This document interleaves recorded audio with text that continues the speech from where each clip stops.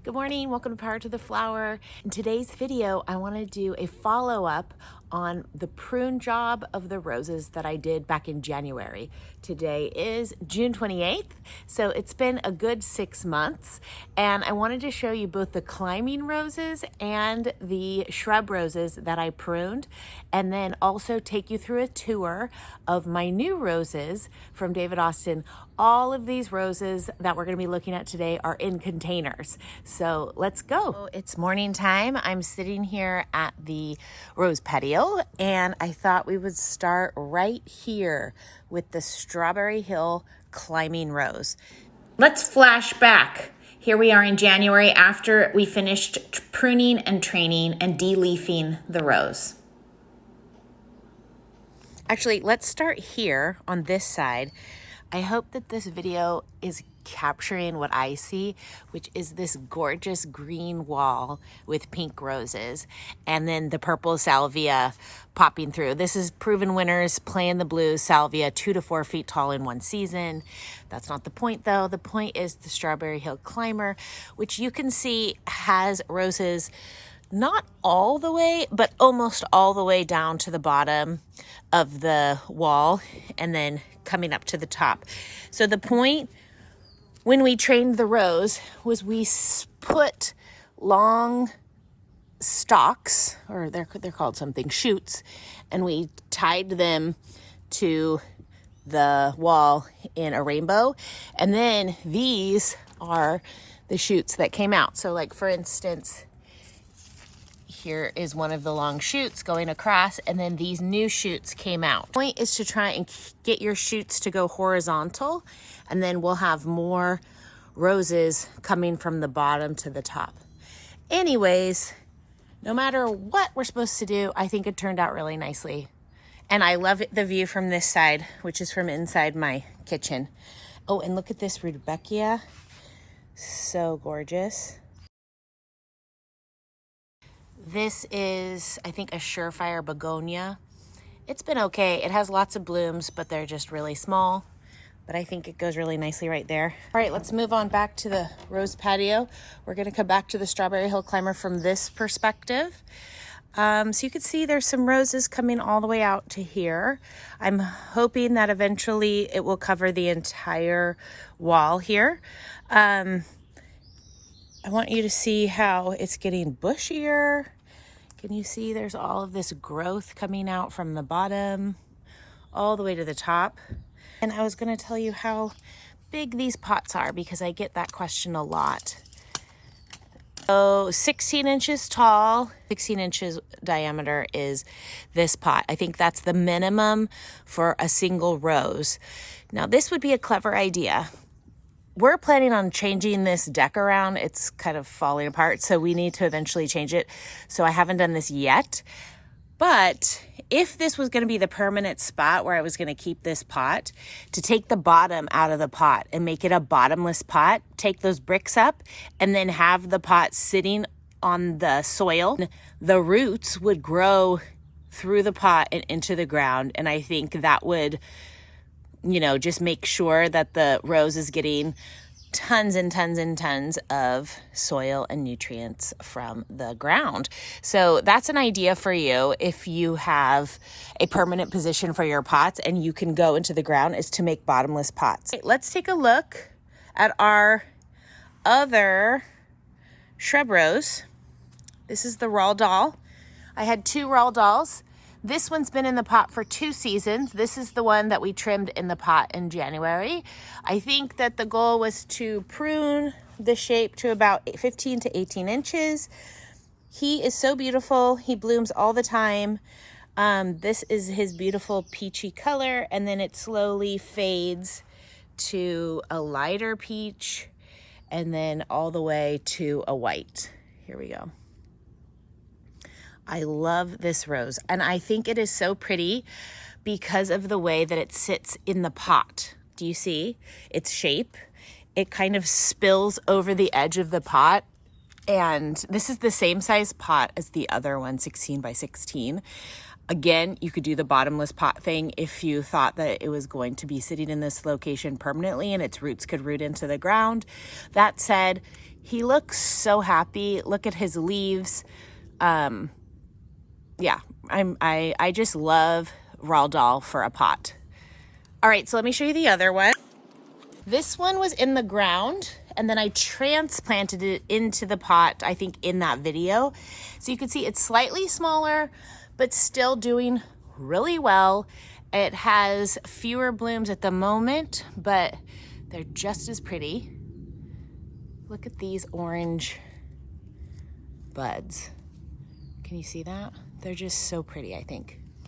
Anyways, I'm fertilizing these roses monthly with rose tone. I put a video on the channel about that. You can go to the playlist roses and you can see that. It's a very simple process, but it does make all the difference. You can see how green these leaves are.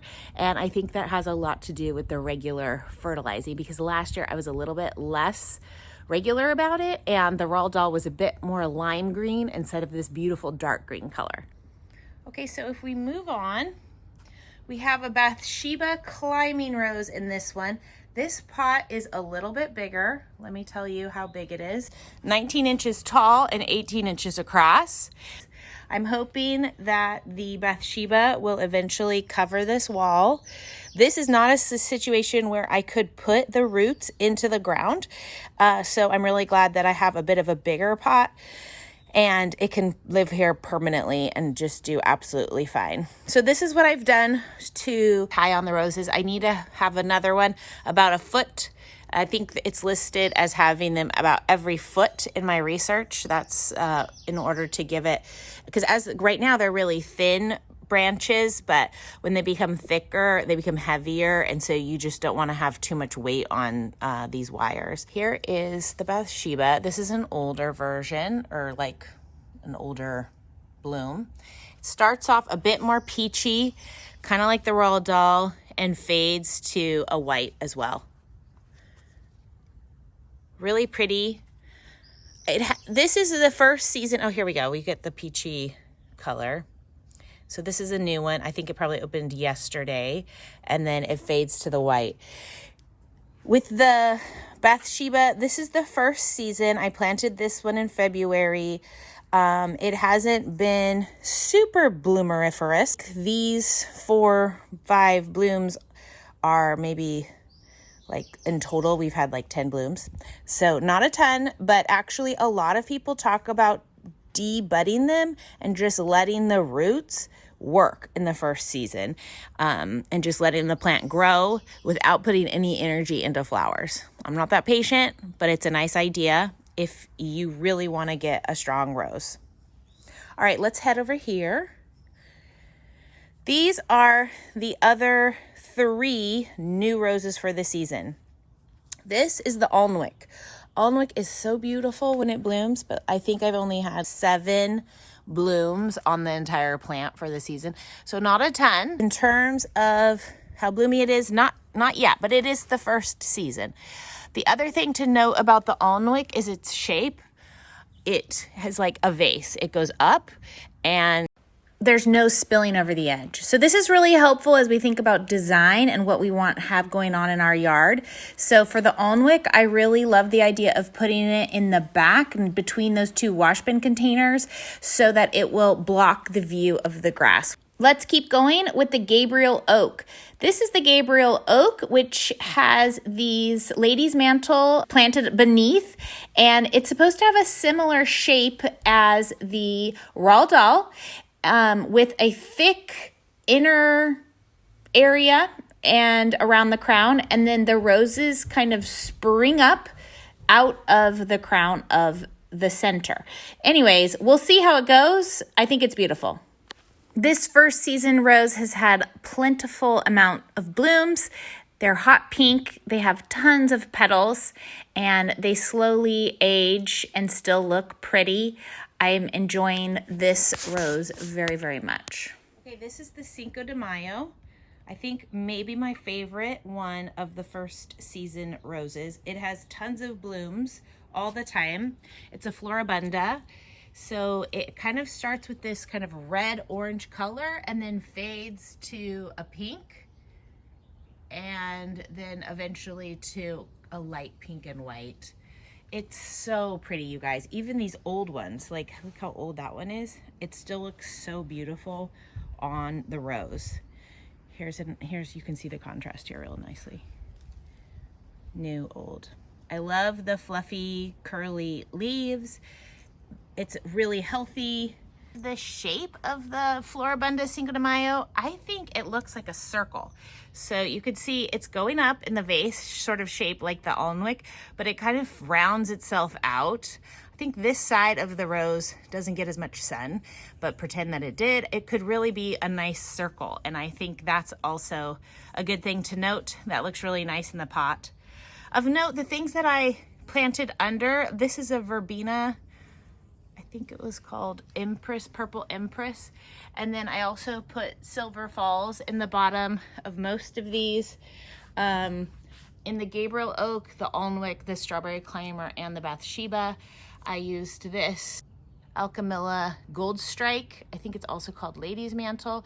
It has little yellow flowers. It does say part sun to shade, but my thought was over time, it's a perennial. It will eventually be shaded by the rose. So right now it's getting a bit of sun and it might be burning the edges of some of these leaves. But I think in future, it should be shaded by the large plant. We haven't had any problems with pests on this one.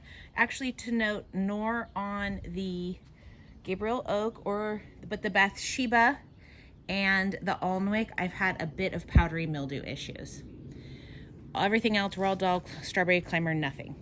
So let me just tell you how big the pots are, and we can have a look at the front yard. These three that hold the other new ones right here, 1, 2, 3, these are 17 inches tall and 17 inches across. I think actually 17 by 17 is what David Austin recommends is the minimum for a single rose. So I think that Strawberry Climber might be in a bit of a small one, but that's okay. So it's starting to get sunny. That's why I wanted to do this morning, so you could just get a good view without the light, but it's very pretty. All right, let's go to the front and I'll show you the obelisks.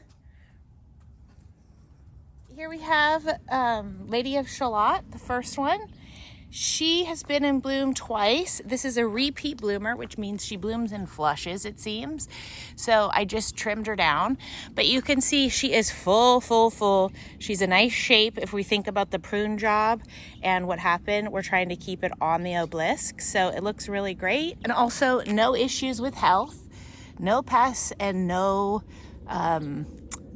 powdery mildew or rust or anything. All right, let's move on to the next one.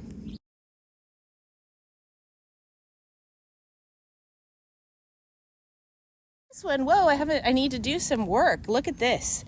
We figured out since posting my last video about pruning that the Lady of Shalat is an own root rose. So all of these long shoots are from Lady of Shalat. There isn't a rootstock in there that we need to worry about. So what I need to do is come in here, and this would be the time to train these onto the obelisk. But here you can see some blooms.